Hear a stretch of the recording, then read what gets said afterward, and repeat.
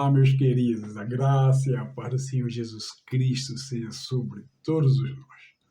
Bom, vamos iniciar mais um hashtag Fica a Dica, pense nisso.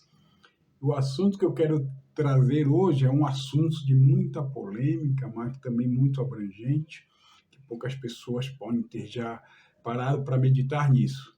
Eu quero falar hoje sobre a diferença entre a expulsão dos demônios e uma libertação completa. Tá bom? Vamos lá? E, havendo-se eles retirado, trouxeram-lhe um mudo e endemoninhado. E expulso o demônio, falou o mudo, e a multidão se maravilhou, dizendo: nunca tal coisa se viu em Israel. Mateus, capítulo 9, versículos 32 e 33. Vamos analisar a diferença entre a expulsão de demônios e a libertação completa. A libertação, como testemunhamos no mistério de Jesus, é um processo abrangente que vai além da expulsão de demônios. No entanto, ao examinarmos o padrão bíblico, é essencial fazermos uma distinção entre expulsão de demônios e uma libertação completa. O ministério de Jesus ilustra essa diferença. Em alguns casos, ele expulsava diretamente os demônios, mas em outros casos, essa libertação acontecia sem essa intervenção explícita. Ela envolve a cura interior, a restauração de relacionamentos e a libertação de padrões de pecado. O livro de Hebreus diz: porque a palavra de Deus é viva e eficaz e mais penetrante do que qualquer espada de 2 gumes e penetra até a divisão da alma e do espírito e das juntas e medulas e é apta para discernir os pensamentos e intenções do coração. Hebreus, capítulo 4, versículo 12. A palavra de Deus é a ferramenta mais poderosa para a libertação. Ela possui o poder de penetrar nas profundezas do ser humano, expondo e curando feridas profundas que podem abrir portas para o inimigo. Ao aplicarmos a palavra de Deus em nossas vidas, experimentamos a liberdade que Cristo nos oferece. O apóstolo Paulo, em 2 Coríntios, nos revela que, de sorte que, se alguém está em Cristo, nova criatura é. As coisas antigas já passaram e eis que tudo se fez novo. 2 Coríntios, capítulo 2, versículo 17. Em Mateus, capítulo 10, Jesus nos ordena: curem os enfermos, ressuscitem os mortos, purifiquem os leprosos, expulsem os demônios. Vocês receberam de graça, deem também de graça. Mateus, capítulo 10, versículo 8. Expulsar demônios é uma prática associada ao processo de evangelização.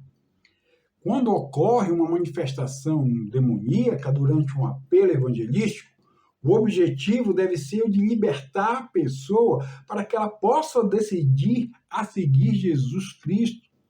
No entanto, após essa decisão, surge essa questão: será que a pessoa já está completamente livre de todo o seu passado? A resposta é não. Mesmo após a conversão, é necessário tratar as causas que permitiram, e em muitos casos ainda permitem, a opressão demoníaca. Podemos sim comparar os demônios a parasitas espirituais que se alimentam das injustiças e dos pecados humanos. Eles são consequências, não causas principais, de uma batalha espiritual. A Bíblia nos alerta: não deis lugar ao diabo. Efésios, capítulo 4, versículo 27. Assim como as moscas são atraídas pelo lixo, os demônios se aproximam de áreas não resolvidas da pessoa. Expulsá-los sem tratar das causas é apenas uma solução temporária. Os demônios voltarão se o lixo não for removido. A presença de demônios é apenas um sintoma de problemas mais profundos, como traumas, abusos, pecados ocultos e feridas familiares. Ao tratar essas questões, o poder de Deus transforma completamente a vida da pessoa, levando à verdadeira liberdade espiritual. Quando tratamos as raízes do pecado e da opressão, a libertação acontece naturalmente. A pessoa experimenta uma vida plena e vitoriosa em Jesus Cristo. O verdadeiro processo de libertação envolve mais do que apenas a expulsão de espíritos malignos. Ele exige a circuncisão do coração e o renovo da mente, ou seja, a purificação do coração e a mudança na forma de pensar. Não penso mais como a velha natureza, descendência adâmica. Agora eu penso com a mente de Cristo. Eu sou descendência de Cristo. Sou transformado de glória em glória, a imagem de Cristo como pelo Espírito. Purificai as mãos, pecadores, e limpai o coração. Tiago, capítulo 4, versículo 8. Isso incluirá lidar com as feridas da alma, pecados não confessados, iniquidades herdadas e traumas geracionais. Quando essas áreas são tratadas, a libertação é completa e rigorosa. A essência da libertação está na santificação. Seguir a paz com todos e a santificação, sem a qual ninguém verá o Senhor. Hebreus capítulo 12, versículo 14. No Evangelho de João, Jesus pede ao Pai que os discípulos sejam separados para Deus, purificados do pecado e vivam uma vida santa. Santifica-os na verdade. A tua palavra é verdade. João, capítulo 17, versículo 17. Uma coisa que não podemos abrir mão é da verdade, a verdade do que está escrito. Ela é fundamental para a nossa vida cristã. É através da verdade que somos libertos do pecado e da morte. E conhecereis a verdade, e a verdade vos libertará. João, capítulo 8, versículo 32. Ora, Jesus é o Verbo encarnado. Ele diz assim, eu sou o caminho, eu sou a verdade, eu sou a vida. É a verdade, Jesus, a palavra, o Logos de Deus que vai nos libertar. Podemos nos fazer a seguinte pergunta: como podemos evitar erros no ministério de libertação? Ora, buscando sempre o entendimento das Escrituras para que não possamos cair em superstições e tradições humanas, mas focando sempre na verdade de Deus. Veja o que Mateus 22 nos fala. Jesus, porém, disse-lhes: errais, não conhecendo as Escrituras nem o poder de Deus. Mateus, capítulo 22, versículos 29. A palavra de Deus é a ferramenta mais poderosa para a libertação. Ela quem possui o poder de penetrar nas profundezas do ser humano, expondo e curando feridas profundas que podem abrir portas para o inimigo. Ao aplicarmos a palavra de Deus em nossas vidas, experimentamos a liberdade que Cristo nos oferece. Através de Cristo, somos transformados em nova criatura. Recebemos a vida dada por Deus. Passamos pela experiência do novo nascimento. A libertação nos permite deixar para trás o passado e abraçar uma nova identidade em Jesus Cristo. Quando falamos de maldição, muitos reagem de forma diferente. Isso é normal.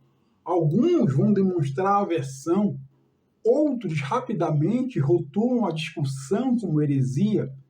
Na verdade, há muita confusão, exageros e desequilíbrios tanto no ensino como na prática sobre esse assunto, como a própria palavra de Deus nos ensina. E desviarão os ouvidos da verdade, voltando às fábulas. Segundo Timóteo, capítulo 4, versículo 4. No meio evangélico, muitas crenças são baseadas em tradições e superstições, em vez da verdadeira doutrina bíblica. A Bíblia nos alerta. No meio evangélico, infelizmente, muitas crenças são baseadas em tradições e superstições, em vez da verdadeira doutrina bíblica. A Bíblia nos alerta, mas o Espírito expressamente diz que, nos últimos tempos, apostatarão alguns da fé, dando ouvidos a espíritos enganadores e a doutrinas de demônios. 1 Timóteo, capítulo 4, versículo 1. Toda fé ou prática religiosa que não tem base nas Escrituras pode ser considerada superstição ou misticismo. Portanto, é nosso dever examinar as Escrituras e buscar entendimento sobre o assunto, desmistificando esses conceitos à luz da verdade bíblica, como nos ensina a palavra de Deus. E conheceremos e obrigaremos em conhecer ao Senhor. Oséias, capítulo 6, versículo 3.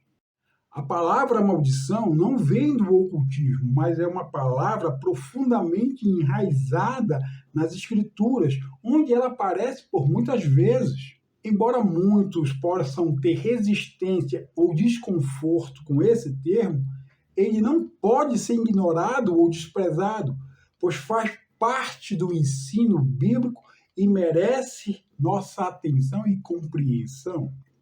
Gente, daremos continuidade a esse assunto em outro vídeo. Fica a dica. Pense nisso. Que o Senhor Jesus nos abençoe. Fique na paz. Amém.